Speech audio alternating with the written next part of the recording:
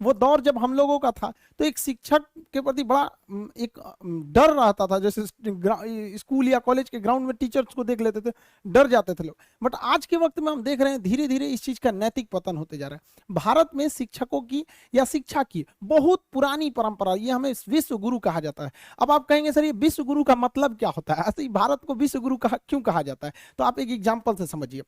हमारे तत्कालीन राष्ट्रपति उस समय के 94 में डॉक्टर शंकर दयाल शर्मा थे।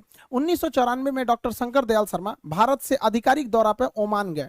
ओमान की राजधानी मस्कत पर जब हमारे राष्ट्रपति डॉक्टर शंकर दयाल शर्मा का हवाई जहाज लैंड किया तो ओमान के जो किंग थे, वहां के राजा, वो कभी किसी को रिसीव करने एयरपोर्ट पर नहीं जाते। ये प्रोटोकॉल मतलब नियम कानून होता है। किसी देश के राष्ट्रपति वगैरह नहीं जाते जब तक कोई बहुत खास मेहमान नहीं आ जाता। और लेकिन वहां पर किंग जो है वो प्रोटोकॉल तोड़ दिए। और अमूमन अगर कोई प्रोटोकॉल तोड़ के आता भी है तो वो रिसीव करने के लिए नीचे खड़ा रहता है और राष्ट्रपति खुद उतर के आते हैं।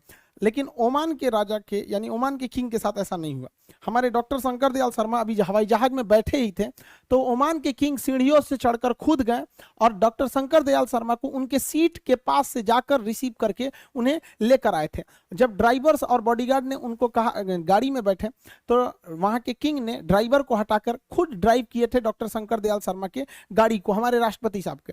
और उन्हें इतना इज्जत दिया गया था जो इससे पहले ओमान में किसी विदेशी गणमान्य को ऐसी इज्जत नहीं मिली थी। जब मीडिया वालों ने उनसे पूछा कि आखिर शंकर दयाल शर्मा में ऐसा क्या खास है जो आपने इतने सारे प्रोटोकॉल्स तोड़ दिए, आज तक किसी राजा या किसी देश के प्रधानमंत्री राष्ट्रपति को इज्जत नहीं मिली, तो ओमान के किंग ने कहा कि जब मैं स्टूडेंट था और भारत में पढ़ाई कर रहा था तो उस समय पुणे में जब उनकी पढ़ाई चल रही थी ओमान के किंग के, तो डॉक्टर शंकर दयाल शर्मा वहां पे उनके शिक्षक थे, वो वहां पे प्रोफेसर थे। तो उनका कहना था मैंने किसी राष्ट्रपति या प्रधानमंत्री को वो इज्जत नहीं दिया बल्कि मैंने अपने गुरु को यह सम्मान दिया, उन गुरु के लिए मैंने इतने सारे प्रोटोकॉल तोड़े। इसलिए भारत को विश्व गुरु कहा जाता था।